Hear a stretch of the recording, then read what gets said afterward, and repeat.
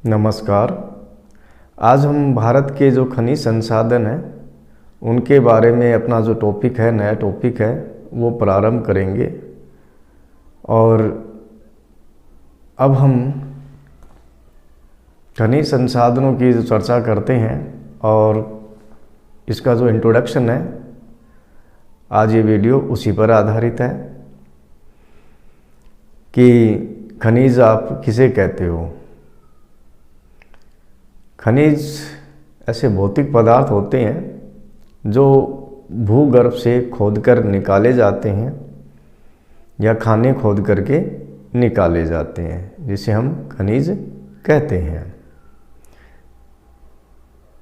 इसके अलावा अब हम प्रकारों की अगर बात करें कि खनिज कितने प्रकार के होते हैं, तो खनिज दो प्रकार के होते हैं, लेकिन ये दो प्रकार रासायनिक और भौतिक गुणों के आधार पर विभाजित होते हैं और इनके आधार पर हम दो भागों में इन्हें विभाजित करते हैं।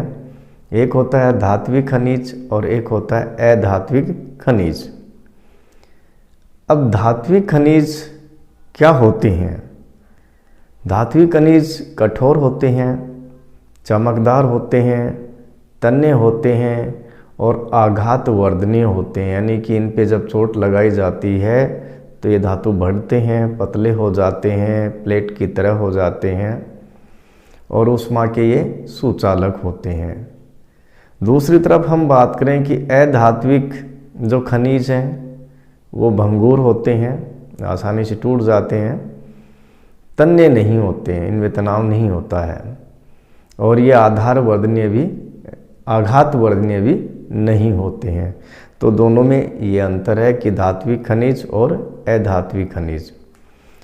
नेक्स्ट बात करते हैं कि भाई धात्विक खनिज हैं ये कौन कौन से होते हैं। तो जो ये धात्विक खनिज हैं ये भी दो भागों में विभाजित हैं। एक है लौह खनिज और दूसरा है अलौह। अब लौह खनिज में लोहांश की मात्रा होती है जिसको लौह खनिज कहते हैं। जैसे इसके उदाहरण हैं लोहा, मैग्नीज। तो मैग्नीज में भी लोहे का अंश पाया जाता है, इसलिए इसको लौह धात्विक खनिज की श्रेणी में से रखा गया है।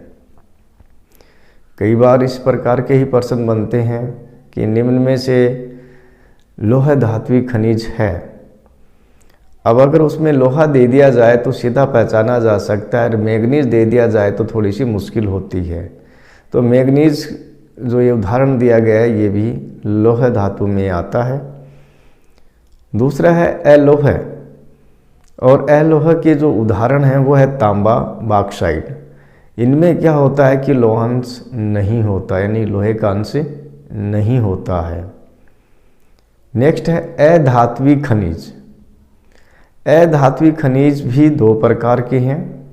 एक है इसमें ईंधन खनिज, और ईंधन खनिजों को कार्बनिक खनिज भी कहा जाता है, जैसे कोयला, पेट्रोलियम, प्राकृतिक गैस आदि। तो ये कार्बनिक खनिज भी हैं और ये ईंधन खनिज भी हैं और ये ही अधात्विक खनिज हैं, क्योंकि धातु जैसे गुण इनमें नहीं पाए जाते। दूसरा है अधात्विक खनिज में ही अन्य अधात्विक खनिज। अगर अन्य अधात्विक खनिजों के अपन उदाहरण लें तो इसमें माइका है, चूना पत्थर है, ग्रेफाइट है, अब्रक है। लेकिन ये जो अन्य अधात्विक खनिज के जो उदाहरण हैं ये अकार्बनिक हैं, क्योंकि अपने अधात्विक जो खनिजों में कार्बनिक भी लिया था तो इसमें कोयला, पेट्रोल और प्राकृतिक गैस थे। जबकि माइका, चूना पत्थर और ग्रेफाइट और अब्रक ये उदाहरण लिए हैं तो ये अकार्बनिक हैं। नेक्स्ट हम बात करें कि भाई धात्विक खनिज किसे कहते हैं। तो वह खनिज जिससे धातु प्राप्त होती है धात्विक खनिज कहलाते हैं। अब भारत में जो पाए जाने वाले खनिजों का वितरण अगर देखें तो ये मुख्यतः प्रायद्वीपीय जो पठारी क्षेत्र है उनमें इनका अधिकांशतः वितरण मिलता है। जैसे भारत में अगर अधिकांश धात्विक खनिज प्रायद्वीपीय पठारी क्षेत्र की जो प्राचीन क्रिस्टलीय चट्टानें होती हैं में मिलता है। भारत में मुख्य रूप से जो खनिज पेटियां हैं वो 3 हैं।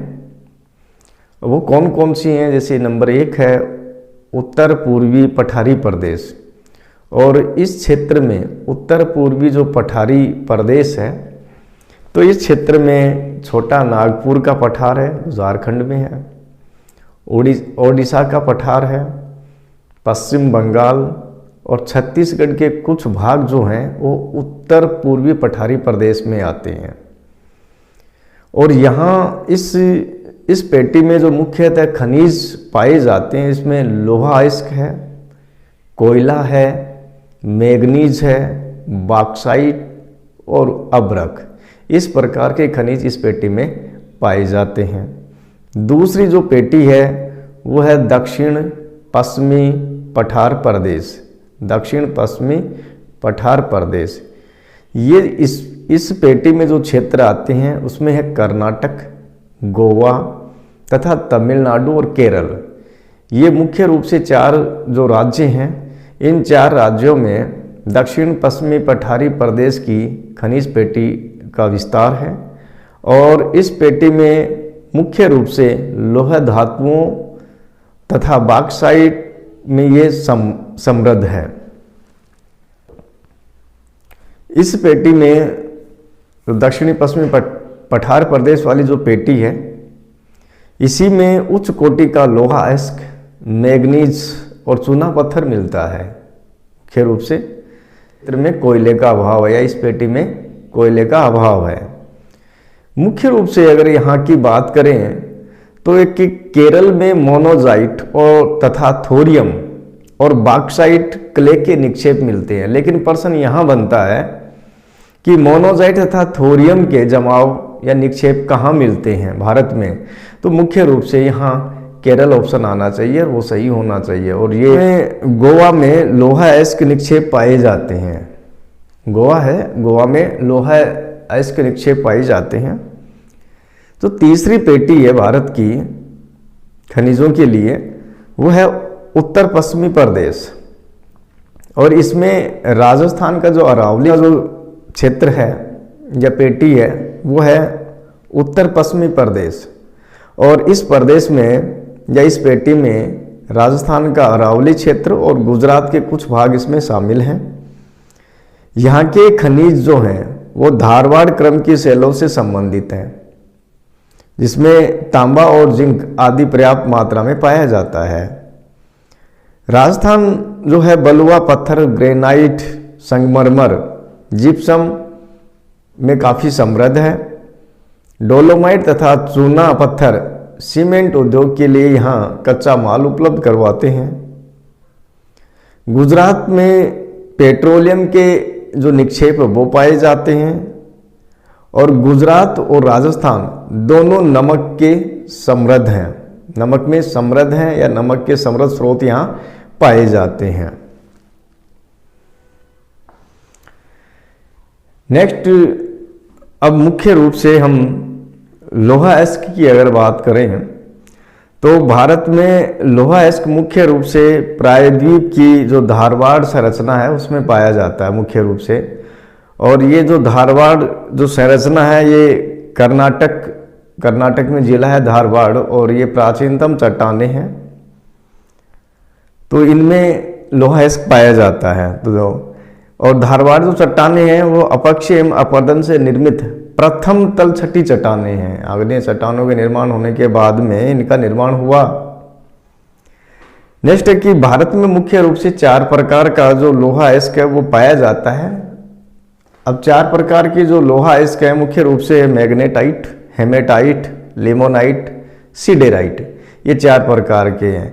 अब प्रश्न एक यही बनता है कि निम्न में से लोहा अयस्क का प्रकार नहीं है। जैसे ये दे दिया आपको वही हेमेटाइट, लिमोनाइट और सिडेराइट, और एक दे दिया एंथ्रेसाइट। तो आपको पर्सन को यही सोचना है और इसी में से देखना है कि लोहा जो अयस्क है वो 4 प्रकार थे, तो इसमें आपको ये ध्यान रखना होगा कि निम्न में से नहीं है, तो एंथ्रेसाइट नहीं है। इस प्रकार के पर्सन काफ़ी सामान्य होते हैं, सरल होते हैं, लेकिन थोड़ा सा आपको देखने की ज़रूरत पड़ती है।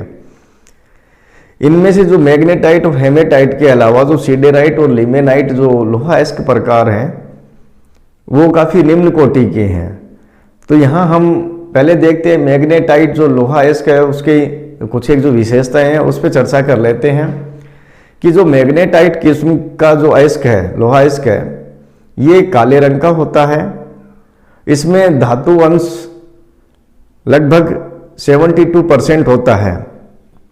यह सर्वोत्तम किस्म का लोहा अयस्क है। यह जो अयस्क है लोहा ऑक्साइड के रूप में मिलता है। चुंबक को आकर्षित करने की इसमें गुण होते हैं या चुंबकीय गुण इसमें पाए जाते हैं।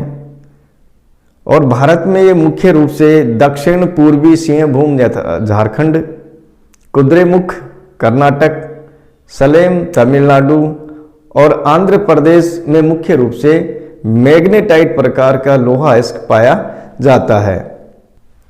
दूसरा जो प्रकार है वो है हेमेटाइट।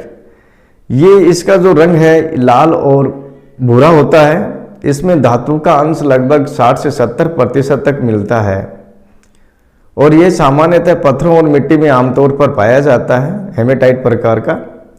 और भारत में हेमेटाइट का सबसे बड़ा संचित भंडार है। भारत में तो ये पूछ लिया जाता है कि भारत में कौन से अयस्क का सबसे ज़्यादा संचित भंडार पाया जाता है, तो हेमेटाइट का ये ध्यान रखिएगा। और धरती में सबसे अधिक मात्रा में लोहा हेमेटाइट के रूप में ही पाया जाता है।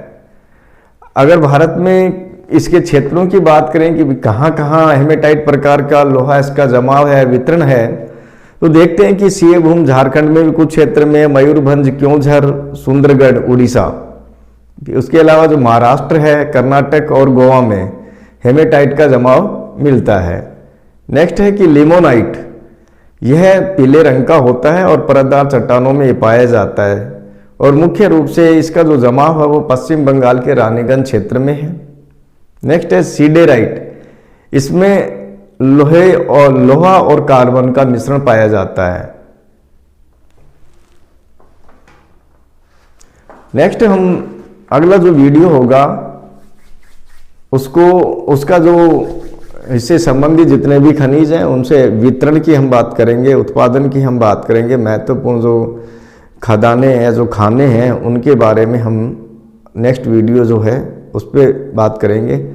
धन्यवाद।